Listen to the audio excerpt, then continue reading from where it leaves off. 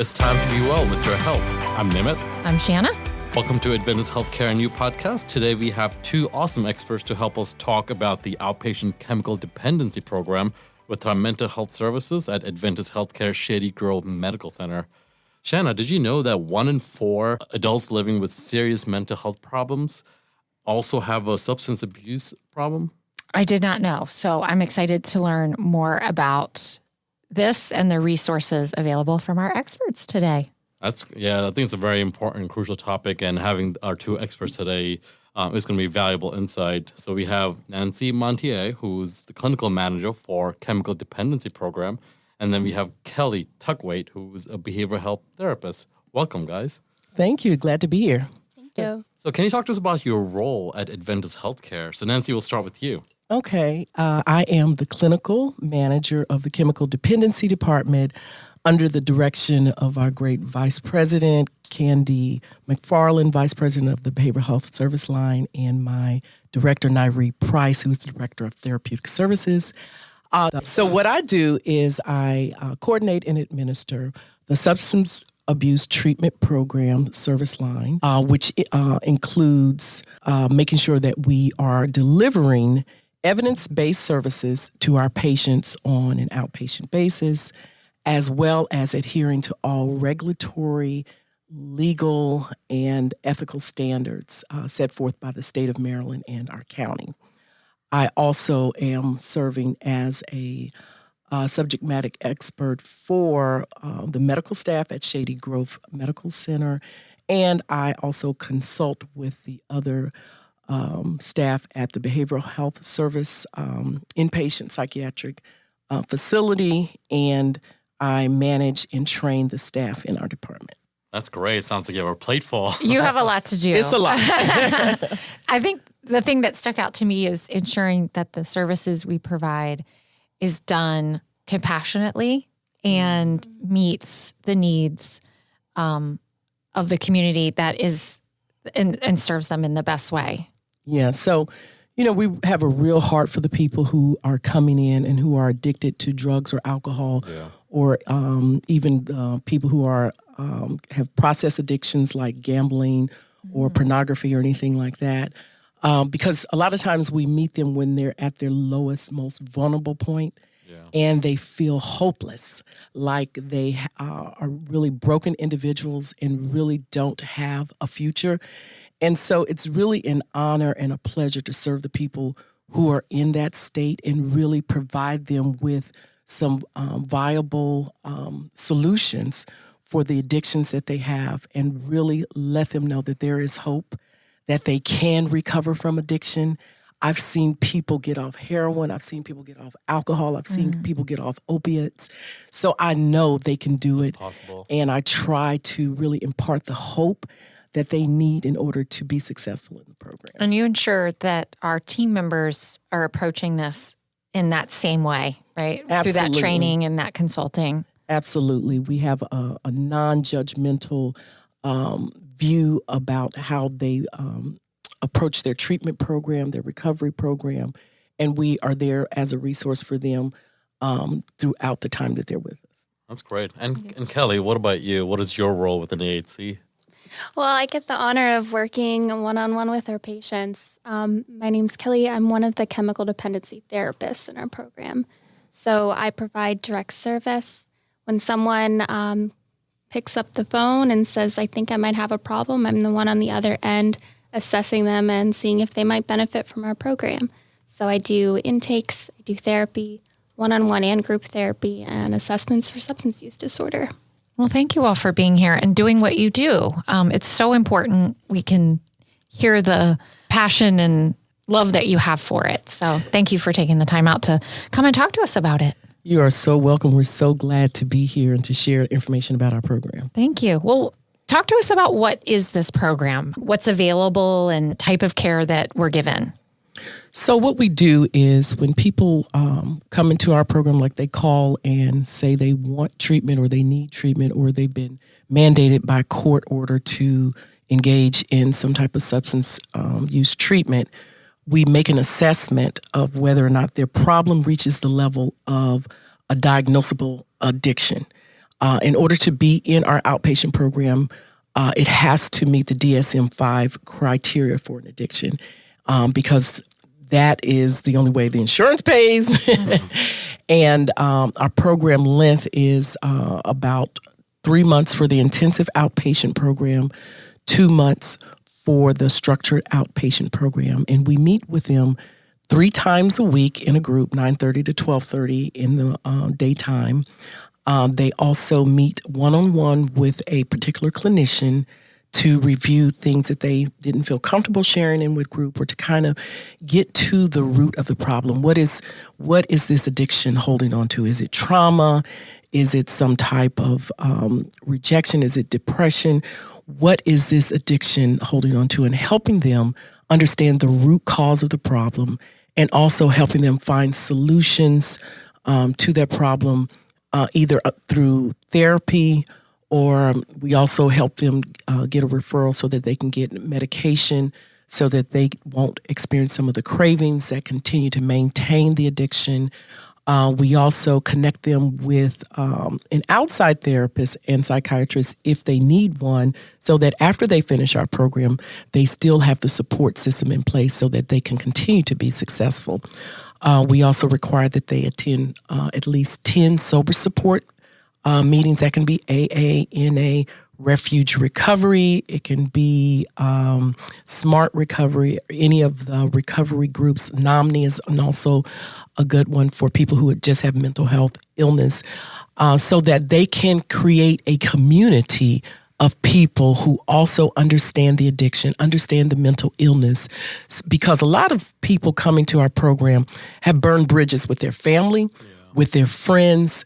A lot of them have lost jobs. So most of the people who are in the program have had some type of problem with their functioning in their life. They can no longer work effectively. They can't focus. They promise they're going to show up to a family function and then don't show up. So they have really lost a level of control over their lives. Their lives have become unmanageable. And so we try to not only give them the treatment through the evidence-based interventions like cognitive behavior therapy, dialectical behavior therapy, trauma-focused therapy, but we also try to connect them with a new support system through the AA and the NA. So it's sustainable. So it's a sustainable recovery. Absolutely. Yeah. Yeah, and we are an abstinence-based program for recovery from substance use disorders, and that abstinence goal means that by the time you are done with our program, you are clinically in remission from a substance use disorder. So we work from a strength-based perspective, knowing that everyone has the capacity to heal. Although substance use disorder is chronic, it is treatable, and there's hope for a life free from addiction. You mentioned it's the substance abuse program or the chemical dependency program, but you also mentioned some things like gambling, for example, which isn't really a substance, but you can have an addiction to. So is that program open to the people that may not have a substance abuse but have another type of an addiction? Yes, absolutely, Okay. because addictions follow the same pathway in the brain chemical, the release of dopamine every time you engage in the gambling process. So it's the same principles that we use to treat the chemical addiction as we use to treat a process addiction. Oh, okay. Thank I like you. how you said a process addiction, because I was trying to find the right terminology as Yeah, well. yeah. And I couldn't think about it. Yeah. What is the difference between, you've mentioned a couple different programs. What is the difference between the adult intensive outpatient program and the structured outpatient program? Mainly, it's the amount of support the individual needs, right? So intensive outpatient, or IOP, meets for 9 hours a week. You get 3 group therapy sessions, and then additionally you get one-on-one with your clinician focused on your substance use disorder. Many people come to IOP after a detox or hospital stay, right? So they are finally free from using, and they have a period of time away from the substance, and they need the support so they don't go back to that. Some people also have barriers to going to an inpatient stay. I mean, you might have heard it as like a rehab, right? But people have children, jobs, and IOP can be a way for them to still engage with their life and get back on track. SOP, or structured outpatient, is the shorter version, less intensive, and that is 2 times a week.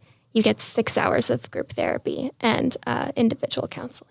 That's great because you could tailor to the patient's needs and meet them where they are. So if they need an aggressive therapy, the intensive program is better suited for them. But if they don't need as an aggressive measure, they could do the structured aspect of it.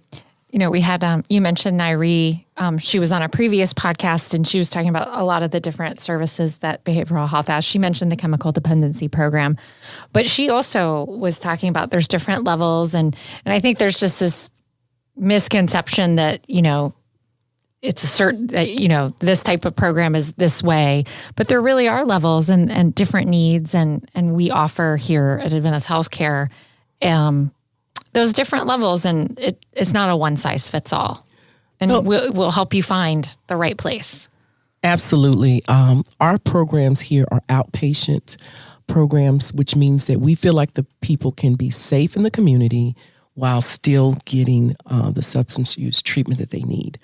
If we do feel like they are using at a level that is dangerous, they have risky behavior, like they're drinking and driving, or they're using so much cocaine or opiates that they're going to overdose, then we have other partners in the community where we refer them to an inpatient treatment program. So that's like the highest level of service, where they would stay there 28 or 30 days with round-the-clock help, doctors, nurses, therapists, people there to support them. And then they would step down to our program. We also get individuals who call who don't necessarily need treatment. They don't. Their use doesn't rise to the clinical level of a disorder. So we refer them to either a prevention program or give them resources they can use. There's also online programs that just have modules that talk about substance use prevention. Right. So that's important, that, you know, don't let it, you know, that there's resources to call before it gets to be too bad. Yeah. We hope that they call us and we can do an intervention early. Right. Because, as you know, if someone has been using drugs or alcohol for 5, 10, 20 years, and a 30-day program one time may not be enough. Yeah. A lot of times we hear people, I've already been to treatment before, I've already done this 2 or 3 times. Well, statistics show that it takes an average of 7 treatment episodes for someone to finally get free from drug and alcohol addiction if they've been using for something like 10 years. So they might go to an inpatient facility for a 30-day treatment. They may go to IOP 2 or 3 times. But during all of those treatment episodes, they're gaining strength. They're learning different things about themselves. They're learning how to refuse drugs and alcohol, how to stay out of people, places, and things. Stay away from people, places, and things that trigger the craving to use. So they're learning. They're making mistakes. They're relapsing. They're coming back. So we see ourselves on the continuum of the treatment services. We want to do our part to help them to recover and to be stronger, even if the sobriety doesn't last a year, 5 years, 10 years this time.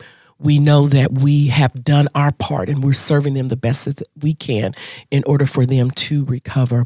And even with that statistic, it says if you are in a high-risk group, you're either minority, you have a mental health disability, you can add a year on for those types of things. If you've been incarcerated, so it can take up to 10, like 10 treatment episodes before they're really free from drugs and alcohol. So it's really important to approach this with compassion and non-judgment, because it's hard, and it's really brave to take that step. Yeah, it's a courageous thing to do. Yes. Yeah, to enter treatment with hope, or with a little bit of hope. Yep. You just crack the door. We will open that door and do everything we can to instill hope and belief that recovery is possible. Yeah. I've seen it over and over again. I worked at a treatment facility where women were addicted to heroin, And it was a year-long program. And I saw many ladies come in there, living on the streets, coming in, learning coping skills, learning to identify their feelings, learning to say what bothers them and what things bring them down, and learning how to be strong and refuse drugs no matter what happens, so that they can implement the coping skills that they've learned and walk free from the addictions. Thank you. And you mentioned something about entering the program. So if I'm looking for services through Adventist Healthcare, how do I enter the program, and what are some of the requirements that I would need? How can somebody find you? Well, first of all, that open and willingness that Nancy was talking about. If you want help, we are here for you. You can come from a hospital, your primary care doctor, psychiatrist, therapist, anyone can help refer you here. You can just call us. We'll do a phone screening, see if you're a good fit. We are adults only right now, but if you have a child and you need help, just call us and I'll help refer to other services. That's wonderful. Yeah. So our number is 301-251-4581, or you can call the main line at Behavioral Health, 301-251-4500. Just ask for the CD department, Chemical Dependency. Thank you. Kelly, since you work directly with the patients, can you talk about the treatment approach in the program? You both have mentioned it a little bit, but let's dig into that a little bit more. Sure. Yeah. Nancy and I both worked directly with clients for a long time. It was just us, and now we're a fast-growing program. We have 2 other therapists on our team, and we're getting another one, so we're very excited about that. But all of our treatment is evidence-based. We go off of a standard model for substance use disorders, where we first focus on preventing relapse, right, and work a co-occurring program, which means that we do see patients with various mental health disorders like schizophrenia, bipolar. So many of our patients have anxiety and depression, and so you can't treat one without treating the other. Mm-hmm. One of the evidence-based practices that we use often is cognitive behavioral therapy, because we're really focusing on changing someone's behaviors so that they can improve their mood, right? And really not going back towards this maladaptive coping mechanism. Our focus really is to get the person stabilized and initiate sobriety or initiate abstinence for drug users. That's the main thing that we try to do in the first 2 to 3 weeks. In order to help that, we may refer them to a physician or a clinic that offers some type of anti-craving drug. So it's medicated assisted treatment so that they can focus on learning new skills while so they won't feel so agitated, anxious, and distracted by the cravings. We also work very, very hard to get them connected to AA or NA, which gives them a group of people who have walked this road before. Yeah. And that is a sounding board for them and a resource for them when we're not available, because, we close at some point during the day. But we work really hard to do that. Another unique thing about our program is most of the clinicians in our program have worked with the seriously mentally ill patients. Mm-hmm. I worked in the inpatient psychiatric unit for about 6 months, and Kelly worked in the emergency department dealing with people who came in with different psychiatric disorders in Baltimore. So some of the other facilities in the area only do the substance use treatment part of it. But we do get a lot of calls for people who have schizophrenia or bipolar with psychotic features. We get some referrals from the inpatient psychiatric hospital to our program for people who were recently in the hospital due to suicidal thoughts and want to step down to our program. So I think we are uniquely positioned because of that training and experience with the mental health disorders to treat people who are having these co-occurring disorders, and that means you have mental health and substance use problems at the same time. And so what we have found to be very effective is stabilize the mental health. You have to stabilize the mental health. They can't be anxious and depressed and impulsive, and learn the skills they need to learn and engage in the recovery process. So we do everything we can do to help them stabilize their mental health, make sure they're taking their medicine, make sure they're not having any biomedical problems, people with diabetes or thyroid problems that can contribute to mood issues as well. I'm not a physician, but I just want to make that disclaimer. But so we try the best we can to help them stabilize the mental health aspect of their addiction, and we teach them what the addiction cycle is like. We teach them about triggers, cravings. We teach them how to interrupt the trigger craving process and how to find coping skills that work for them. And it's healthy. That's healthy. Yeah. Healthy coping skills that work for them. Because deep breathing doesn't work for everybody. Progressive muscle relaxation doesn't work for everybody. Meditation may work for some people and not others. But we try to help them identify those things early in the program so that as they come up to the point where their body has processed all of the drugs that were in their system when they started, they've gone through the withdrawal, and they come to a point where everything is kind of numb and dull. And these individuals are used to living an exciting life. Yeah.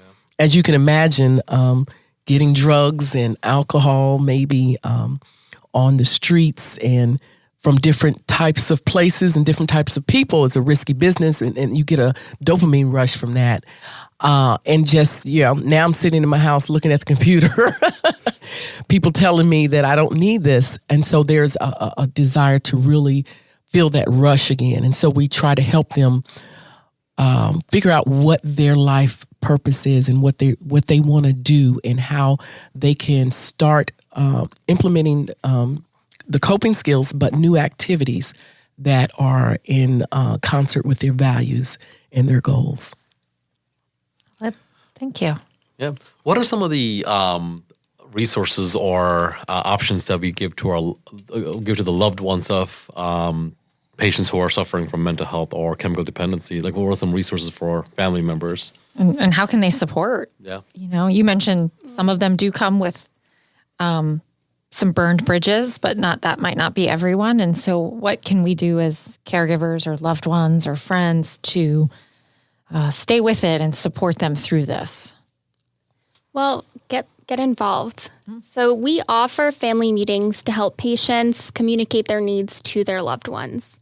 The biggest thing that we see is boundary concerns and not being able to communicate that this is my life now. I'm trying to get sober and I need your support from it. We want to help give them a better understanding of how to support their loved one, right? People might be scared to have that conversation. So first, to the families, I would say know that it's okay to ask your loved one to participate in their treatment, to be a part of their therapy, to really be involved in their accountability, right? Second, the families need to accept that they deserve support too, right? You mentioned support groups. I encourage it. Family members have dealt with a lot when they have seen loved ones overdose or go to treatment 5 times, right? Addiction affects everyone in the family, and there's support for you all too. Thank you. Do you provide, do you direct family members to those resources as with someone that is part of the program? Yes. Okay. Yeah. Thank you. So we have family groups. Oh, that's right. Yeah, family People groups. do. Yeah. Go ahead. Al-Anon is a good family support, and as well as Maryland Coalition for Families. They are a nonprofit group that has regular meetings for families who have people who are addicted to drugs and alcohol. Thank you. Is there anything else that you want to add about the program or address any myths or anything like that for our listeners today?